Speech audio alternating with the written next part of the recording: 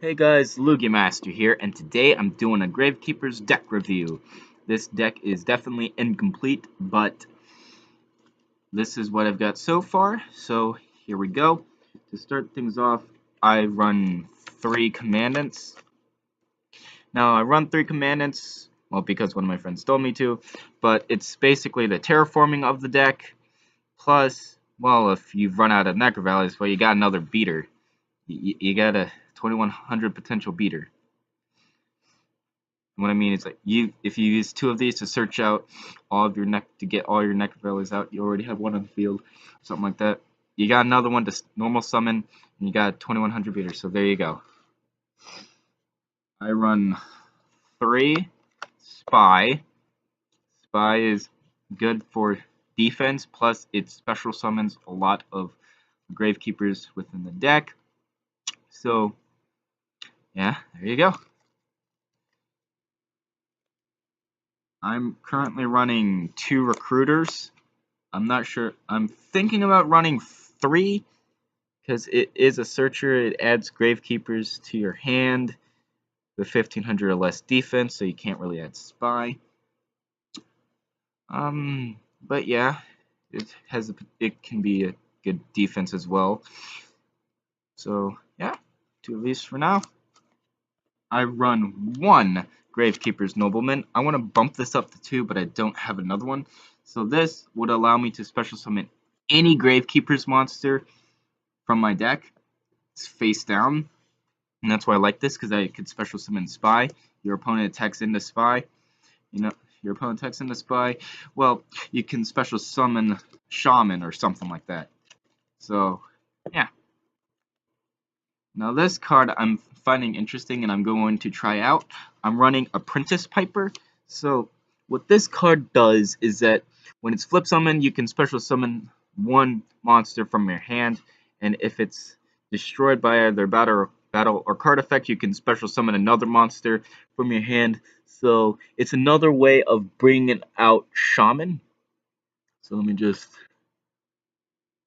I'm not sure if you guys can see that well, but yeah, 1 Apprentice Piper. So I'm running 2 Shamans for Necro Valley protection, and I'm always running this set.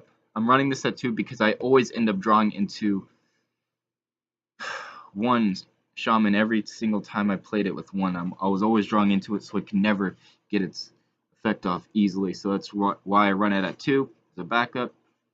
So yeah, 2 of them. So also it shuts down your opponent's monsters effects in the graves. So yep. Or yeah. Alright. So I run 2 Descendants for destruction, and it combos really well with Gravekeeper's Recruiter. So just I attribute 1 Gravekeeper's monster, except for itself, and I can destroy any card on the field. So yeah. I run 2 Gravekeeper's Guards for, well, sending your opponent's monsters to their decks, well, to their hands, or if it's a extra deck monster, send it to, well, the extra deck. So yeah, also 2400 possible defense.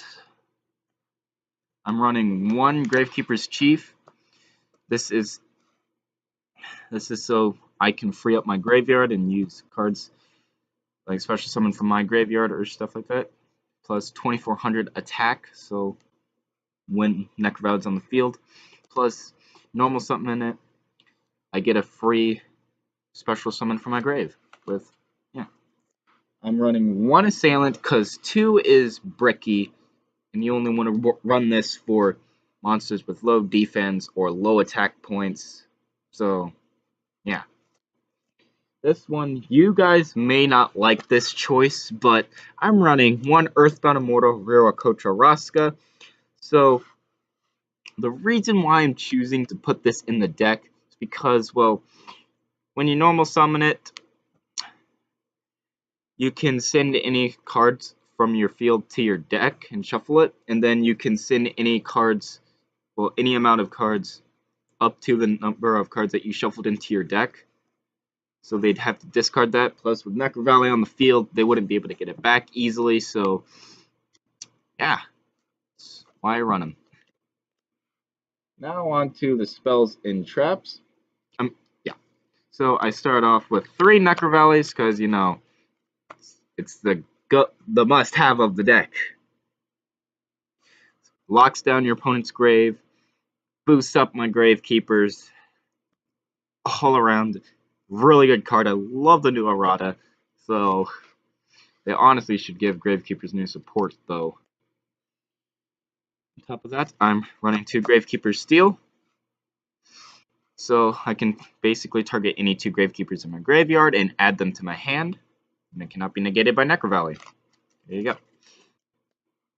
I run 2 Pot of Dualities for draw power. 2 Twin Twisters for back row destruction.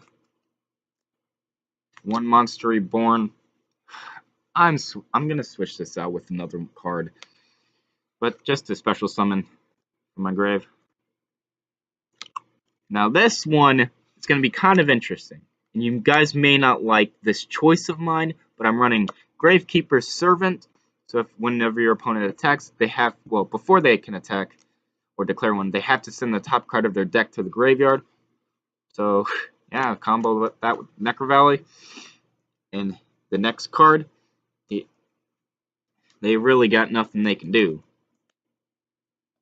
Hidden Temples of Necro Valley. I run it at 1, so neither player can special summon monsters except for Gravekeepers. So, yeah, there you go. I run 1 Day of Peace for more draw power. Swords of Revealing Light to stall. Royal Tribute to get rid of monsters from turn 1 or something like that. Well, from your opponents. So, yeah. 1 Dark Hole, and that ends the spell and traps. Well, spells anyway. Now on to the traps. Screwed this up already. Alright. I'm running 2 Imperial Tombs of Necro Valley because 3 is bricky, in my opinion. Because you can only use these once per turn, and there's not a guaranteed chance that you'll have the necessary tools on the field to even activate it. So, I mean, it negates spells, traps, and monsters once per turn. That's about it. I'm running Solemn Brigade. 1 Judgment, 1 Strike, 1 Warning. I would run 2 or 3 strikes if I had them, but I only have the 1. So, yeah, all the negation. And stop being special. I run 1 Rite of Spirit to revive monsters from my graveyard. 1 Mirror Force and 2 Quaking. So this would be just in case if they have a Link monster on the field. So, and these are just, you know, monsters in the main monster zone that aren't Link monsters. So, yeah. And now on to my extra deck. I run 1 Heartland Draco. So if I have Necro Valley on the field, or basically any spell card, so a continuous, most likely a continuous, or Necro Valley. Basically, it cannot be targeted for attacks, and detach 1, attack directly. So, yeah. I run 2 Master Key Beetles. I know they have Shaman now, but I'm still running this at 2 for even more protection. So, yeah, because you'll probably need it for this deck a lot. This one is kind of iffy. Crooked Cook. So basically, well, if you have no cards on your side of the field and you got this, it's unaffected by your opponent's card effects in general. So yeah, plus if you can just detach 1, destroy everything you have on the field, and this will gain attack points equal to each monster that were destroyed by this effect, times 300, I believe. Yeah. I run 1 Baguska to negate stuff. I run 1 Utopia and 1 Prime. I would run Lightning, but I do not have Lightning at the moment, so yeah. I run 1 Steelstorm Roach, to stop them with that cheeky little special summoning of level 5 or higher monsters. Kachi Kochi Dragon, because, extra attacks. If you destroy your opponent's monster by battle with this card, it can attack again. And 1 Mrs. Radiant. So that about does it for my deck for now. So if you guys like this video, please leave a like, comment, and subscribe to join the Creeper Cat Army. I will see you later, recruits. Peace out.